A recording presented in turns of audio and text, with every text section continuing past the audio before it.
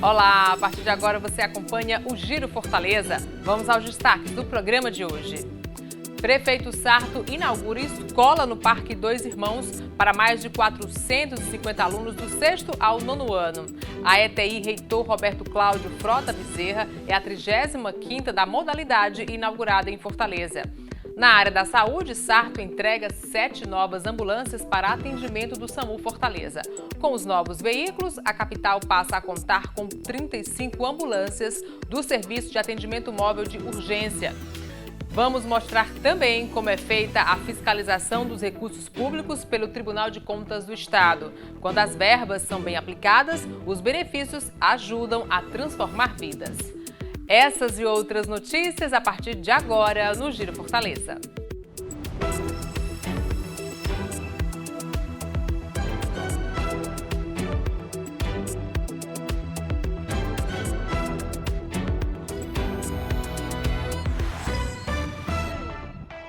A edição de hoje abre falando de educação. No Parque Dois Irmãos, a Prefeitura inaugurou uma nova escola de tempo integral. A ETI Reitor Roberto Cláudio Frota Bezerra atende a 460 alunos.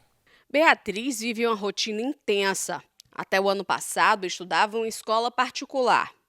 Hoje é aluna da rede pública e passa o dia na escola. Eu, no início, pensei que eu não ia me acostumar fácil, mas eu até que estou gostando muito, me adaptei muito fácil. Porque, assim, é uma coisa muito diferente. Você passa assim, só na manhã, aí você está passando o dia todo. Mas eu achei muito legal, eu gostei bastante. A mudança partiu da família, que queria ampliar o horário de estudos da filha. E você ter acesso ao tempo integral no particular é muito complicado, porque sai muito caro. E eu também foi um ano que eu decidi investir muito na minha capacitação. Então a gente, em conjunto, tomou essa decisão de colocar a Fátima em um colégio de tempo integral.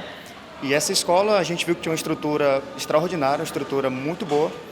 E foi bem tranquilo. Assim como Beatriz, outros 460 alunos têm a oportunidade de estudar em jornada dupla na Escola de Tempo Integral Roberto Cláudio Frota Bezerra. A unidade leva o nome de um mestre da educação, pai do ex-prefeito Roberto Cláudio. O nosso pai era um educador por natureza e ter sua memória gravada com o seu nome numa escola desse porte, com essa potência, que certamente vai mudar a vida de muitas crianças e jovens que por aqui passarão, é muito importante para a gente como família.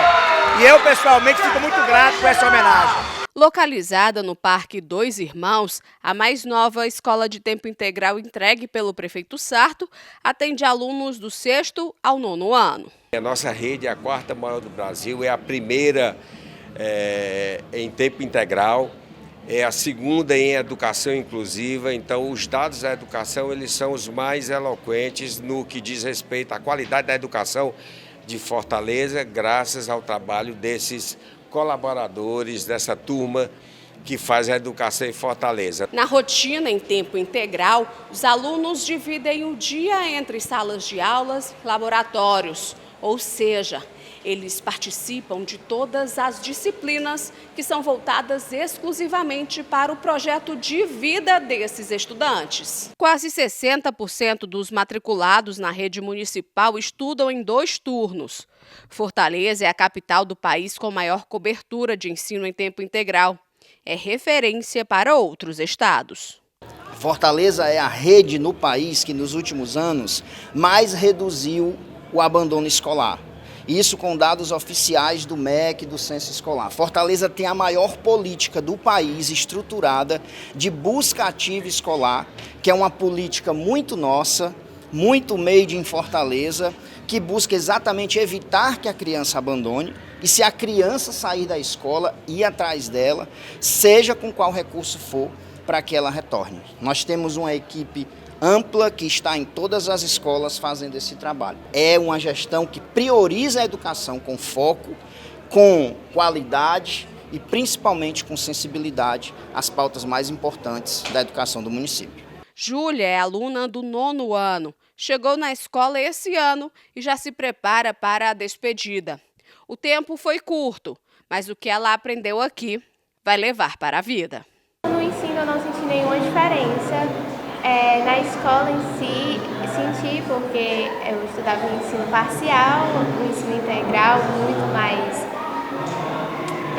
puxado, né, muito mais longo, mas eu acredito que foi bom, assim. Essa é a nova etapa.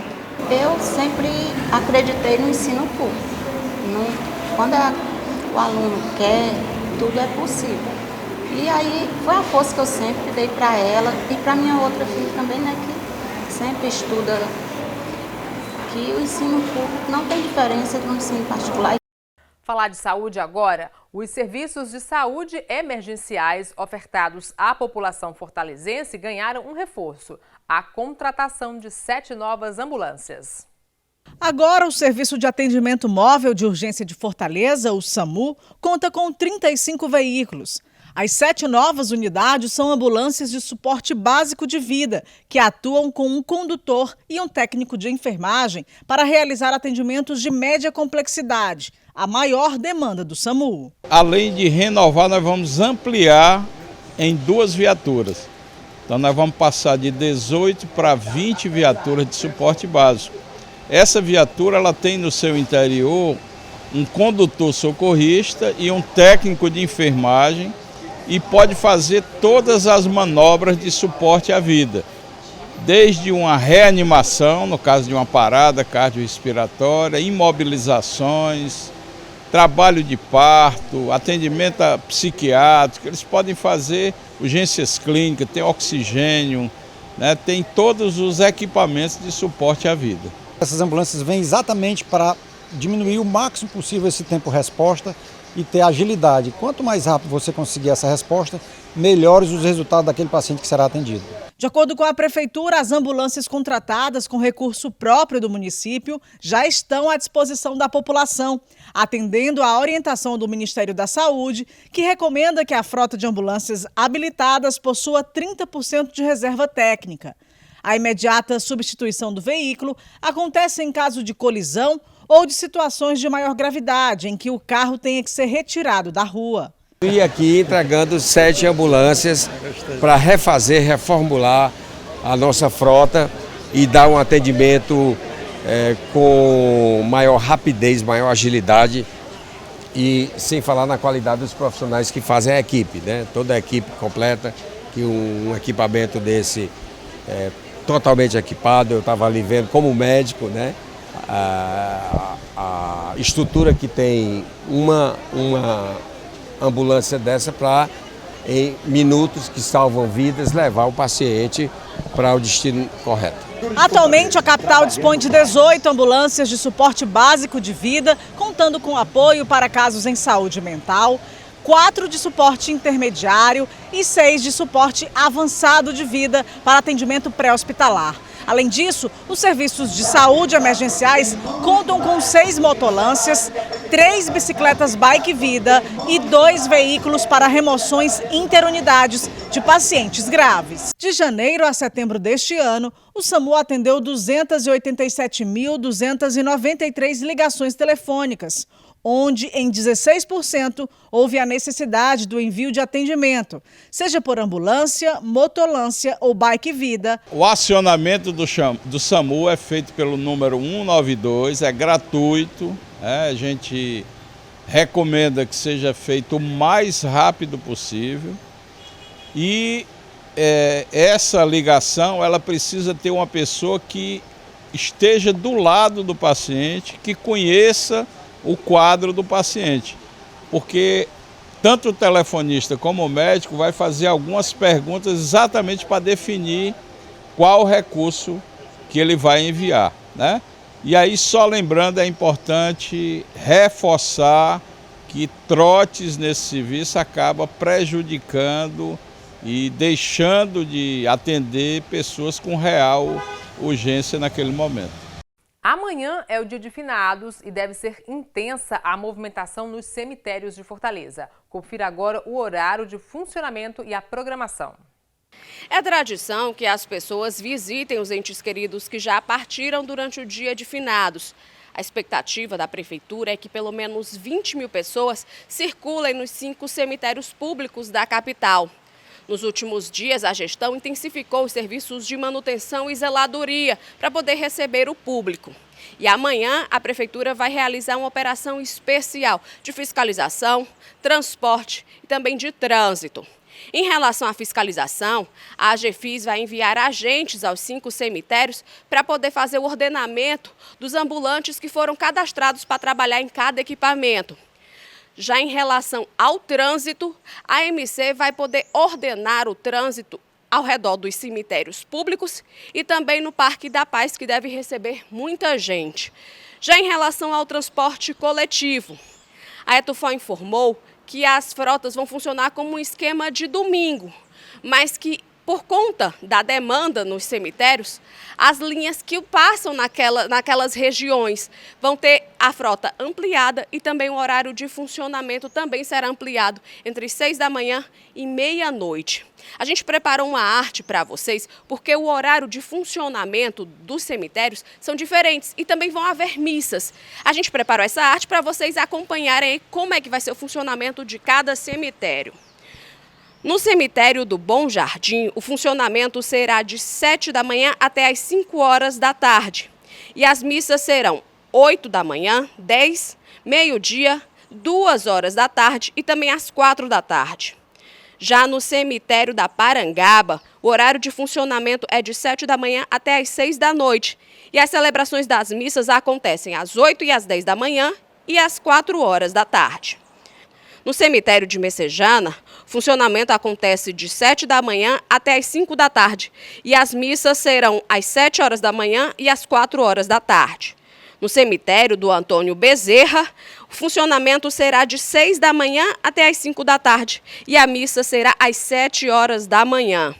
Já no cemitério do Mucuripe, o funcionamento é um pouquinho mais esticado, de 5 da manhã até às 7 horas da noite. As pessoas que estão se preparando para visitar os seus entes queridos vão aos cemitérios, prestem atenção nos horários e também nas celebrações das missas.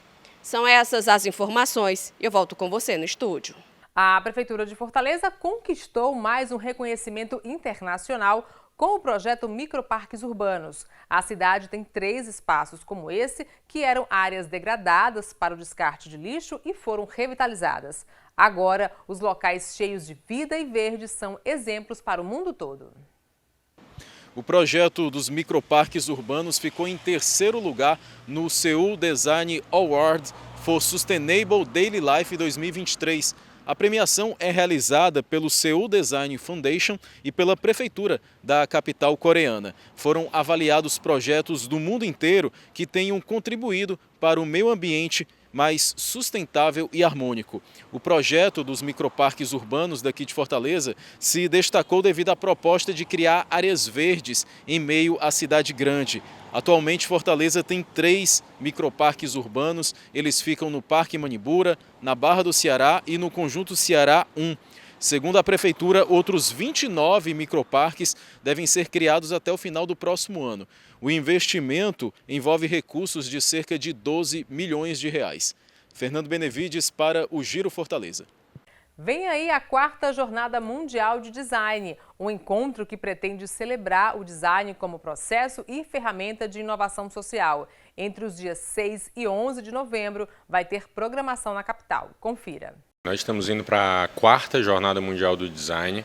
Esse evento é um dos compromissos de Fortaleza com a rede de cidades criativas da Unesco. Fortaleza é reconhecida como cidade do design pela Unesco desde 2019 e esse evento promove a interação entre o design e outras áreas da economia criativa. Esse ano a gente vai promover as relações entre design e artes midiáticas. A programação inicia dia 6, segunda-feira, com várias oficinas, 30 oficinas espalhadas pela cidade toda, em vários cucas, em vários equipamentos da prefeitura e em outros equipamentos também da cidade, e tem o seu clímax de 9 a 11, de quinta a sábado, na Tenda da Jornada, que vai ser lá na Beira-Mar, ali em torno do número 2200, um espaço criado para isso, com uma série de inovações e com uma série de instalações tecnológicas que a gente espera que chame bastante atenção do público. Vale a pena conferir. Para participar, vocês podem entrar no Instagram @Fortaleza Cidade do Design e lá tem todas as informações para inscrição nas oficinas e também a programação completa do evento, que vai contar com grandes nomes nacionais e internacionais da área do design e das artes midiáticas. A entrada é gratuita e livre para todo mundo. O Giro Fortaleza faz uma pausa rápida e volta em instantes. Não saia daí.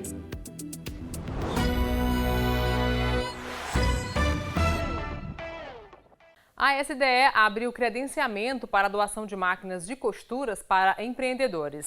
Quem tem as informações é o secretário Rodrigo Nogueira.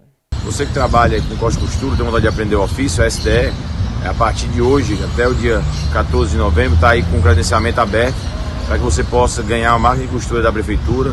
Será uma doação da Prefeitura para você, empreendedor, tá certo? Junto com isso, teremos também toda uma parte de capacitação feita, mas teremos também outros lotes. Mais 250 máquinas serão doadas ao longo aí, dos próximos 6 meses. O Vila das Artes está completando 15 anos e, como o próprio nome diz, é um local que impulsiona as artes em todos os aspectos. Pela manhã, a Mileide Flores, gestora da Vila das Artes, bateu um papo com a jornalista Tereza Tavares. Confira.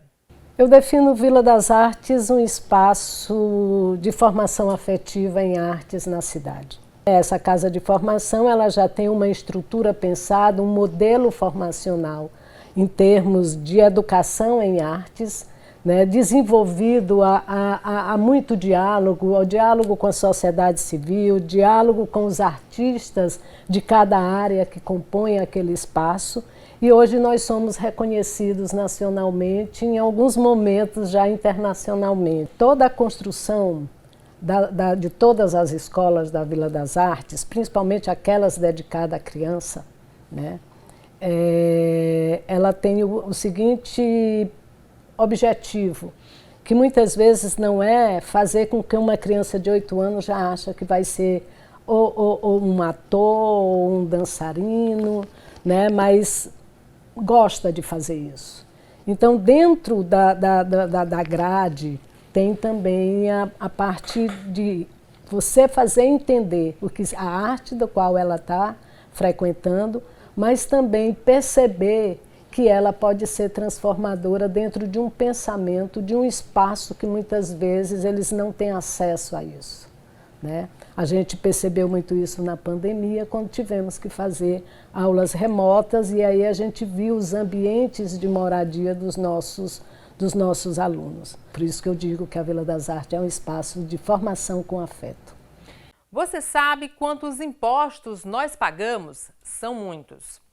IPTU, ICMS, IPVA e TBI. É preciso garantir que esses recursos sejam aplicados de maneira eficaz e garantam qualidade de vida para a população, principalmente para a mais carente. E esse é um dos papéis dos tribunais de contas, que fiscalizam os recursos públicos e como estão sendo utilizados.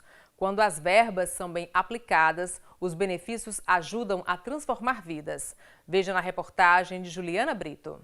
Uma fonte da Receita Municipal que afeta o orçamento de muitas famílias, mas tem uma grande importância no cenário coletivo. O IPTU de 2023 alcançou um total de 813.806 imóveis em Fortaleza, inclusive o de Tiago. Pouco mais de R$ 3.200 foi o valor pago por ele, referente a uma casa no bairro Edson Queiroz. Para não onerar tanto esse início de ano, que vem tudo, né, IPVA, IPTU, aí vem colégio de criança, vem tudo, né? Então, realmente, a gente faz o pagamento parcelado em 12 vezes, dividido em 12 parcelas, que é a facilidade que a prefeitura nos dá, né, concede, é média de R$ 271 mensais. O que muitas vezes fica esquecido é que esse e outros impostos voltam para a população em forma de obras e serviços. Sabrina não paga IPTU, pois é isenta, mas é beneficiada pela arrecadação. A dona de casa utiliza o Sistema Único de Saúde e os 2 filhos estudam em escola pública. Ajuda milhares de crianças, porque como a gente que é mãe, dona de casa, porque você sabe que na creche são 5 refeições, é muito importante porque nem toda criança tem essas refeições que tem aqui na instituição em casa. Eu acho muito importante. E são alimentações saudáveis, frutas, as alimentações têm legumes, verduras. Em casa, às vezes, não tem. O destino da arrecadação tributária e de outras receitas municipais é detalhado na Lei Orçamentária Anual, disponível no portal da Transparência da Prefeitura de Fortaleza. A planilha define a quantia que deve ser gasta ao longo de 12 meses em cada área da gestão. A educação, por exemplo, teve um orçamento total de R$ 2.573.200.000. Parte desse recurso destinado à educação vem parar aqui na Serrinha, mais especificamente no Instituto Irmã Juliana Galli, uma organização sem fins lucrativos que a gente vai conhecer agora.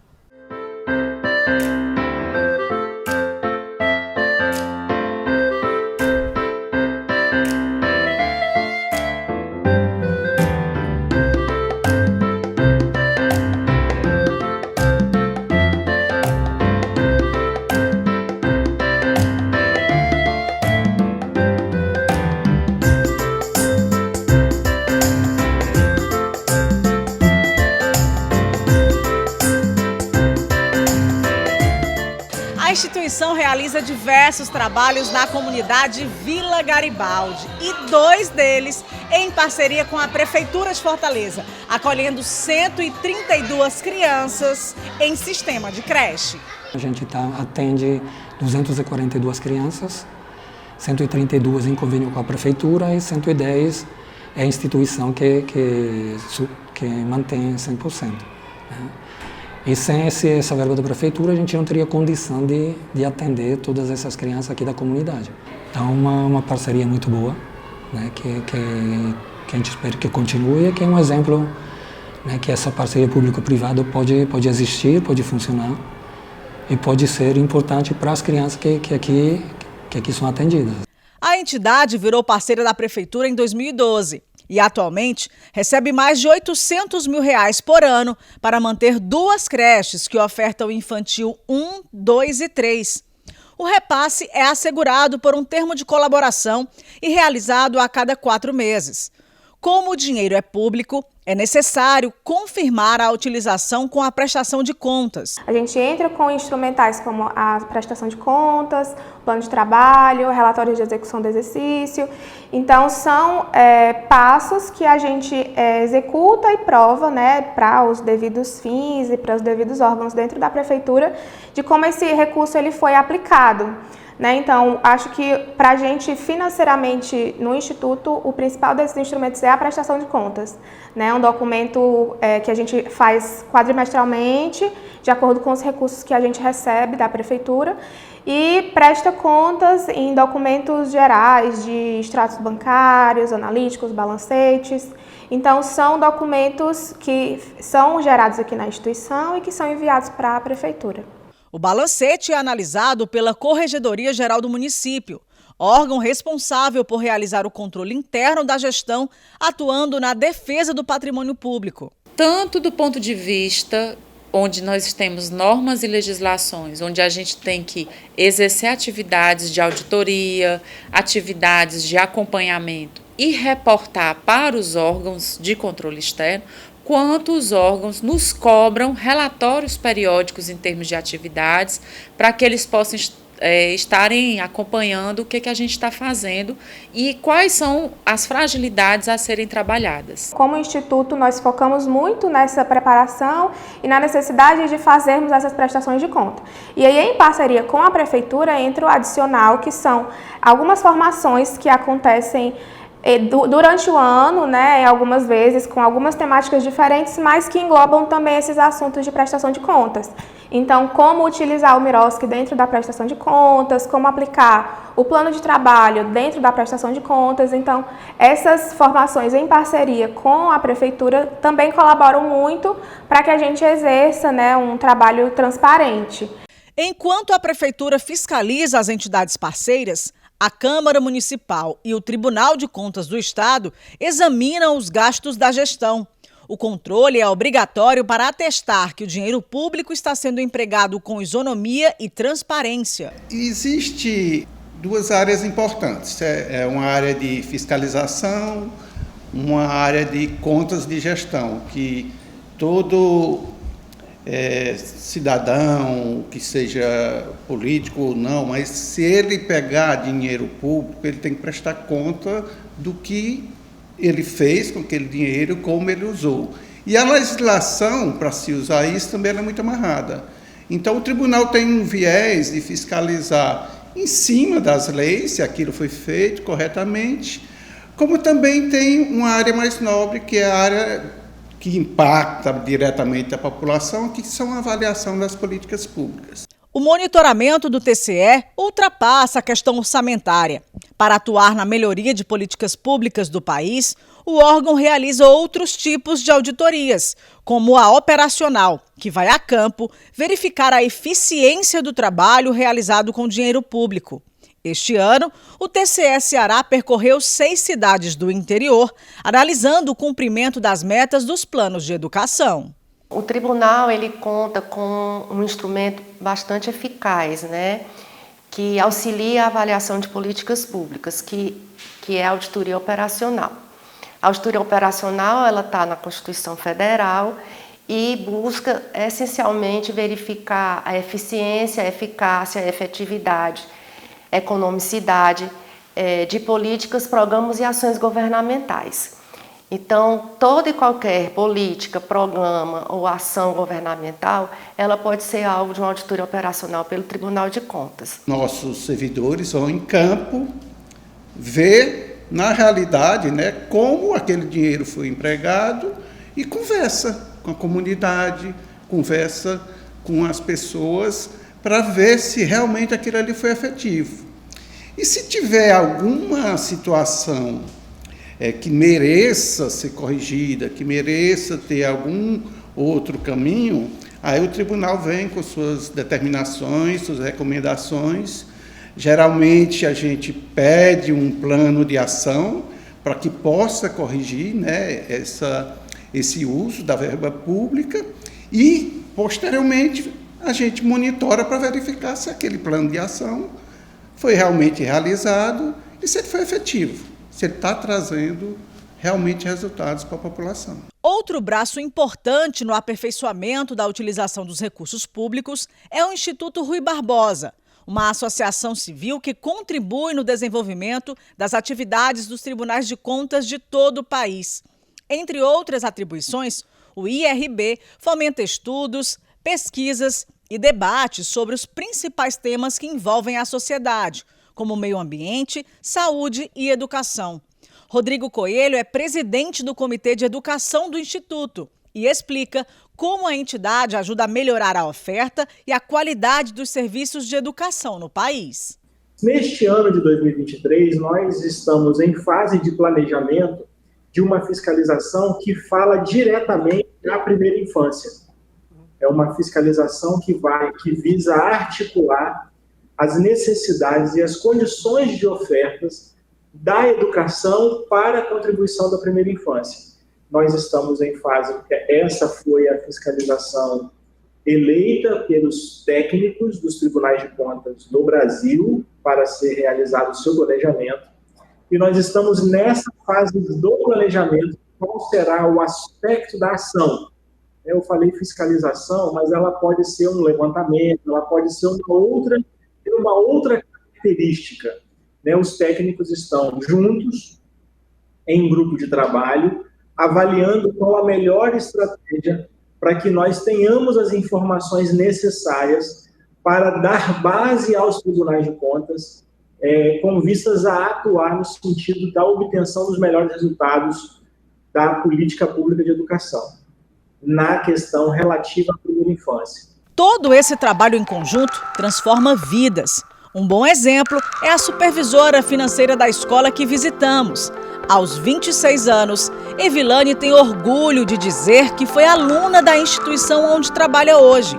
Uma prova de que quando o recurso público é bem utilizado, gera resultados positivos. Eu cresci como sendo um objeto de investimento desses recursos, Então, cresci aqui dentro da instituição, então ver esses recursos aplicados e poder mostrar para a comunidade que nós estamos utilizando esses recursos e que nós estamos empregando eles de forma verídica, de forma transparente, né, de forma fidedigna até. Então, é muito importante para mim, de forma pessoal também, não só como parte da instituição, mas como sendo uma pessoa que recebeu esse amparo, recebeu esses serviços, é muito importante para que a gente possa dar continuidade e ver a comunidade crescer, né, dentro dessa realidade difícil. Quanto melhor a gente emprega esses recursos, a gente presta conta desses recursos com o auxílio da prefeitura e consegue ter acesso a mais recursos para continuar as atividades, são mais vidas transformadas.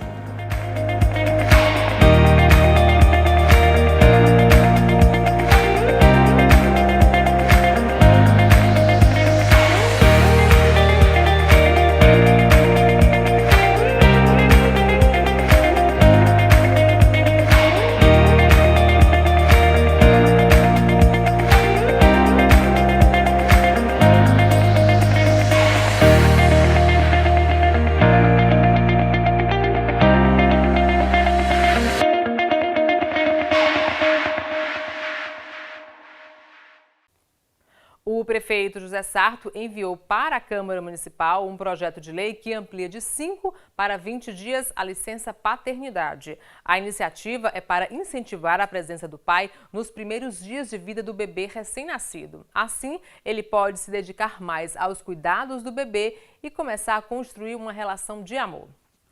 Eu fico por aqui, muito obrigada pela companhia e até o nosso próximo encontro, se Deus quiser. Tchau, tchau.